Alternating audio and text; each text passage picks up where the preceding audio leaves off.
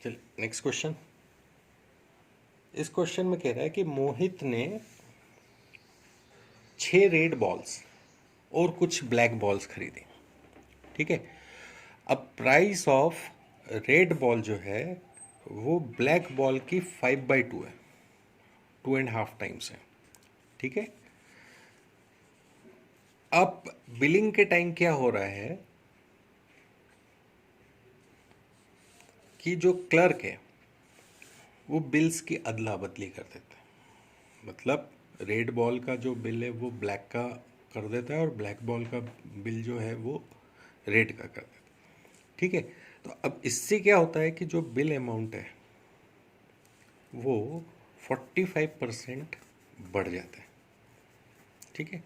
तो बताओ कि ब्लैक बॉल्स एक्चुअली कितनी है। बात समझ में आई।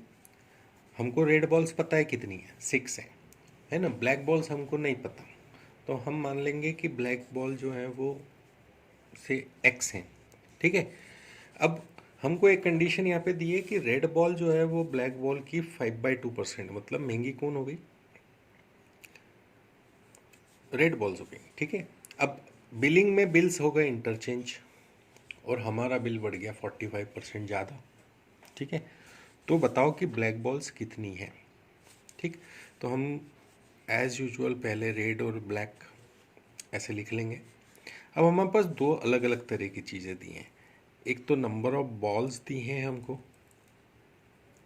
ठीक, और एक हमको उनकी प्राइस दी हुई है। ठीक है। तो पहले नंबर ऑफ बॉल्स देख लेते हैं। तो हमें पता चल रहा है रेड तो हमें पता है ना, ब्लैक हमें नहीं पता। अच्छा। अब ये यहाँ पे दिया है कि जो रेड बॉल है वो 5/2 ऑफ ब्लैक बॉल्स है। तो ये जैसे 5/2 है तो ये हो गई हमारी रेड और ये हो गई ब्लैक। ठीक। तो ये 5 हो गई हमारी रेड और 2 हो गई हमारी ब्लैक। ठीक। ये क्लियर हुआ। अब हमारा जो एक्चुअल बिल बनना चाहिए था, एक्चुअल बिल जो बनना चाहिए था वो बनना चाहिए था 30 रुपीज़ की रेड बॉल, है ना, और ये 2x रुपीज़ का ब्लैक बॉल का बिल बनना चाहिए था। ठीक है। पर रॉन्ग बिल बना है। तो रॉन्ग बिल क्या बन गया है, रॉन्ग बिल में नंबर ऑफ बॉल्स जो हैं, ठीक है, number of bill balls change हो गई हैं, है ना। तो अब यहाँ से इंटरचेंज हो गया तो क्रॉस मल्टीप्लाई करना पड़ेगा अब हमको, है ना। यानी ये बॉल्स का अमाउंट इसके साथ मल्टीप्लाई हो गया और इन बॉल्स का अमाउंट इसके साथ मल्टीप्लाई हो गया। तो हमारा बिल बन गया अब 5x + 12 रुपीज़ का। ठीक है। अब हो क्या रहा है, ये जो एक्चुअल बिल है, ठीक है, उससे ये जो रॉन्ग बिल है ये 145% ज़्यादा है। मतलब ये रॉन्ग बिल मैंने यहाँ लिख दिया। तो ये रॉन्ग बिल जो है 45% ज़्यादा है, मतलब 145% है एक्चुअल बिल का। ये हमारी इक्वेशन बन गई। ठीक है। तो रॉन्ग बिल हमको पता है क्या है, 5x + 12 है, और ये है 145/100 और 30 + 2x। ठीक है। ऐसा हो गया ये। ठीक। यहाँ से मैं इसको काट दूँ अगर तो ये 29 हो गया। इसको मैं मल्टीप्लाई कर दूँ तो इधर 100x + 240 हो जाता है, इधर 58x + 870 हो रहा है ना। तो अब इसको मैं क्या कर सकता हूँ, इसको इधर ले जाता हूँ, 42x हो गया, इसको इधर ले गए तो 630 हो गया। 21 से हम काट सकते हैं इसको, तो x की वैल्यू आ गई 15। इसका मतलब ब्लैक बॉल्स कितनी थी, 15 थी। ठीक है। फिर से शॉर्ट रिवीजन कर रहे हैं। रेड बॉल 6 हमको पता है, ब्लैक बॉल्स कितनी हमको नहीं पता है, पर हमको ये पता है कि ब्लैक बॉल से रेड बॉल्स जो है वो 2.5 टाइम्स, 2.5 टाइम्स ज़्यादा कॉस्टली है। ठीक है। तो अब हम क्या करते हैं, क्लर्क ने बिल चेंज कर दिया, नंबर ऑफ बॉल्स जो है वो इंटरचेंज कर दी, है ना। तो हमें 45% का ज़्यादा बिल मिल गया। तो पे हम क्या करेंगे, नंबर ऑफ बॉल्स और प्राइस लिख लेंगे रेड और ब्लैक की।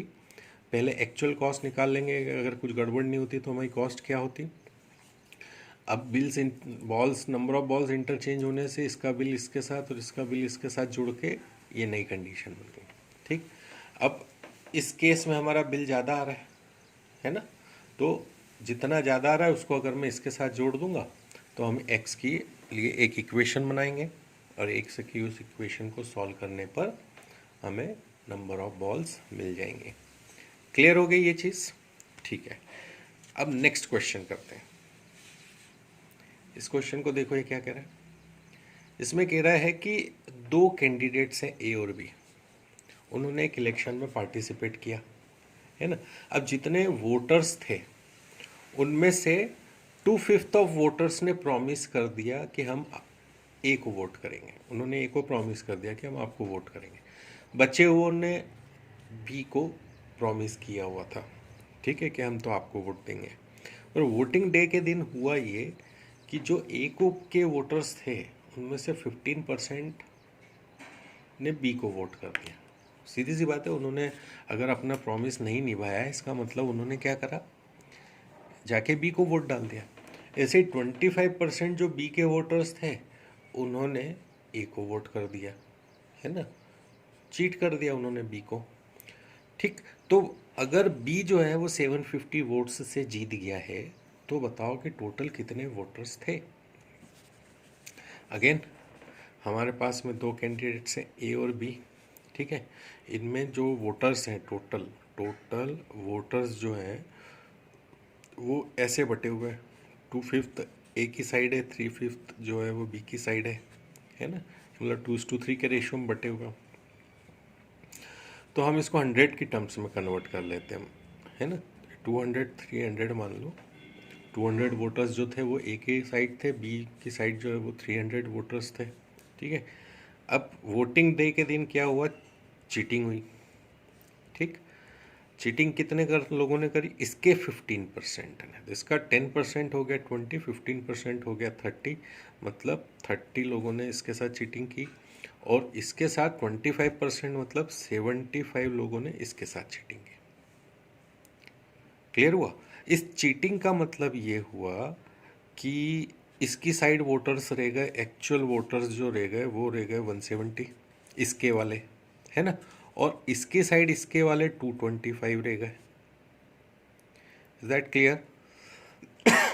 सॉरी। और ये 75 गए का, ये गए और ए को वोट डाल दिया और ये 30 गए और इन्होंने बी को वोट डाल दिया, ठीक। तो अब यहाँ पे जुड़ गए 75 और यहाँ पे जुड़ गए 30, ठीक। अब ए और बी के पास हम एक्चुअल वोटर्स कितने हो गए यहाँ से हम निकाल सकते हैं। 245 ने वोट डाला ए को और 255 ने वोट डाल दिया बी को, है ना। और यहाँ से हमको मिल गया विनिंग मार्जिन वो हो गया 10 वोट्स का। समझ में आया? अब एक्चुअल विनिंग तो थी जो थी वो थी 750 वोट्स की। इसका मतलब वोट्स जो हैं वो क्या हो गए, 75 यूनिट्स। 1 वोट जो यहाँ से निकल रहा है अपना, ये हो गया 75 यूनिट्स, ठीक। तो टोटल जो वोट्स हो गए वो कितने हो जाएंगे, 75। और हमारी जो टोटल वोट्स हमने माने थे 200 हमने ए के और 300 हमने बी के माने थे, मतलब टोटल हमने माने थे 500। तो 500 से उसको मल्टीप्लाई कर देंगे तो यू विल गेट 37,500 वोट्स। देखा कितना आसान क्वेश्चन है। क्या करना था हमको, दो कैंडिडेट्स दिए थे ए और बी और उनकी साइड जो वोटर्स थे वो दिए थे फ्रैक्शनल वैल्यू में। तो यहाँ से हमने इसको 2:3, वही ये टोटल वोटर्स है, 2 जो है ए की साइड है, 3 जो है वो बी की साइड है ना। तो हमने 2:3 में इनको बांट लिया और फिर उसके बाद 200 300 मान लिया हमने वोट्स हैं कि मान लिए टोटल वोट्स जो हैं वो 500 है, उसमें से 200 ए की साइड है, 300 बी की साइड है।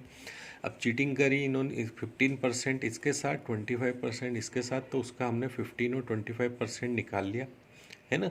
तो इनके एक्चुअल वोटर्स कम होके इतने रह गए, इसके एक्चुअल वोटर्स कम होके इतने रह गए। अब जो कम हुए थे उन्होंने जाके दूसरे को वोट डाल दिया, तो इनके इसके इतने वोट्स बढ़ गए और इनके इतने वोट्स बढ़ गए, तो एक्चुअल वोट्स आ गए ये। बस इसके बाद क्वेश्चन में कुछ नहीं बचा। 10 यूनिट्स का इनके बीच में मार्जिन है और 10 यूनिट्स एक्चुअल वोट्स में 750 के बराबर है, तो 1 यूनिट की वैल्यू निकाल ली हमने 75, और टोटल वोट्स हमने माने थे 500, तो हमने उसको 500 से मल्टीप्लाई कर दिया। So you get your total number of votes. Clear. अब एक और क्वेश्चन करके देखते हैं। ये क्वेश्चन क्या कह रहा है? ये क्वेश्चन कह रहा है कि एक कंपनी है जो 7% कमीशन देती है टोटल सेल्स पे, ठीक है, और फिक्स अमाउंट देती है 3,000 रुपये प्लस 4% कमीशन का सेल्स पर, अगर वो 10,000 रुपये से ज़्यादा की सेल्स होती हैं तो, ठीक है। अब अगर बंदा जो है वो सेल्समैन जो है वो 800 रुपये उसको ज़्यादा कमाता है टोटल सेल्स पे सेकंड केस में, मतलब उसको दो ऑप्शन दे दिए कंपनी की, या तो भाई तू टोटल सेल पे 7% कमीशन ले ले, या फिर तू 10,000 से ऊपर की सेल पे, है ना, 3,000 रुपये तो नगद ले ले, और बाकी जो है वो 4%, 10,000 से ऊपर की जो सेल है उसका 4% ले ले। क्लियर हुआ ये चीज़? ठीक है। तो तुम मुझे बताओ, अगर उसको दूसरे केस में ज़्यादा फायदा हो रहा है तो सेल कितनी हो? ठीक। तो यहाँ पे इस टाइप का जो क्वेश्चन है, यहाँ पे हमारे पास दो कंडीशन दे रखी है, first type condition, second condition. अब फर्स्ट कंडीशन में उसको टोटल सेल, हम टोटल सेल मान लेते हैं x रुपीज़ की हो रही है, ठीक। तो फर्स्ट कंडीशन में तो उसको सिर्फ 7% मिल रहा है, यानी 7x/100 मिल रहा है ना। सेकंड कंडीशन में क्या हो रहा है कि जो टोटल सेल है उसमें से 10,000, पहले 10,000 हटा दिए जाएं तो बाकी बचे हुए का तो उसको मिल रहा है 4%, और साथ में मिल रहा है उसको 3,000 रुपये नगद। ये बात समझ में आई आपको? उसको भाई बोला कि तू पहली 10,000 पे तो तू हमसे 3,000 रुपये नगद ले ले, और बाकी बची हुई सेल पे तू हमसे 4% कमीशन ले ले। तो भैया हमने पहले 10,000 पे उसको 3,000 का कमीशन दे दिया, तो वो 10,000 अब टोटल में से मैंने कम कर दिया, और जो बचा उसका 4% हमने उसको कमीशन दे दिया। अब इन दो केसेस में हो क्या रहा है?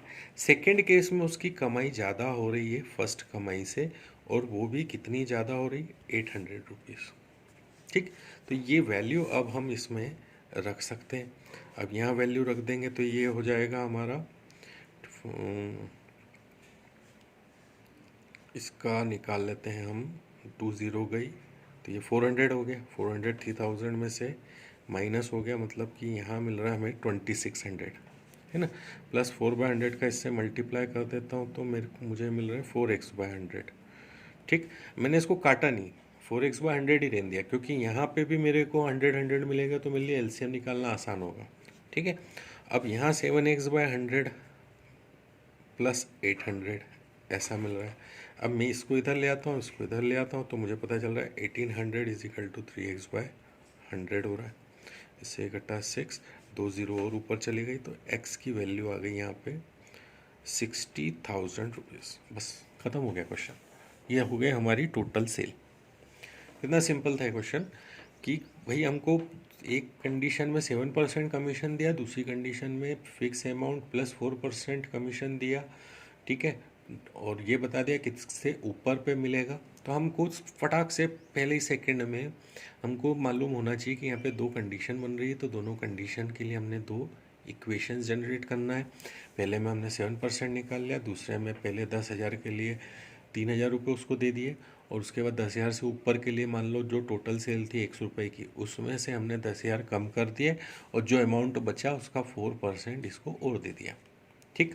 अब ये दोनों कंडीशन को हमने इक्वेट किया सवाल के हिसाब से, उसको फर्स्ट कंडीशन से 800 रुपये ज़्यादा मिल रहा है, तो फर्स्ट कंडीशन में 800 रुपये हमने बढ़ा दिए, तो सेकंड कंडीशन के बराबर हो गया।